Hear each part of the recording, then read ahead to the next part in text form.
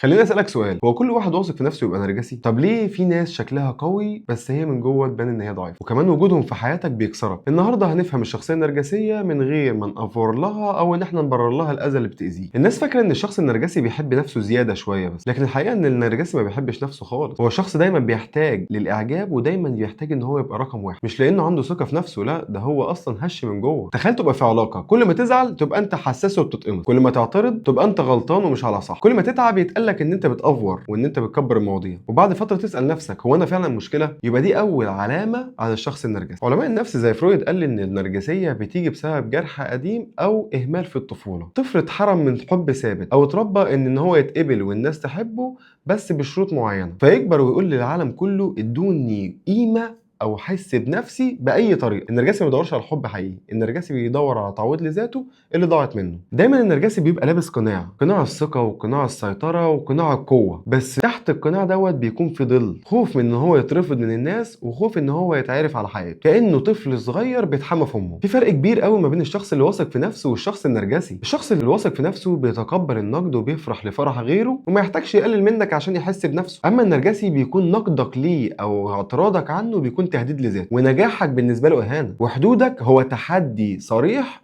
لشخصيته، ولو واجهته بنفسه يهملك ويكرهك. المشكله في النرجسيه مش الشخص النرجسي خالص، لا ده اللي بيعمله فيه. بيبدا يستنزفك نفسيا ويشككك في نفسك ويديلك تعلق لدرجه ان انت تبقى مريض وتتعلق بيه، ودايما يحسسك بالذنب وتحس انك بتضيع وبتلوم في نفسك وفاكر ان انت السبب. خلي بالك مش اي حد يشخص الشخص النرجسي، لان لازم يكون متخصص، ولا احنا بنقول عليه ان هو شخص وحش ولا احنا بنبرر له برضه الاذى اللي بيعمله في الناس. احنا بس بنفهمه عشان نقدر نحمي نفسنا. زي ما قلت لك مش كل نرجسي شرير او وحش، بس مش كل نرجسي ينفع يبقى في حياتك. المره الجايه هقول لك ليه النرجسي في العلاقه خطر وازاي بيستنزفك نفسيا. قول لي خبرتك مع الشخص النرجسي عشان اقدر احلها لك.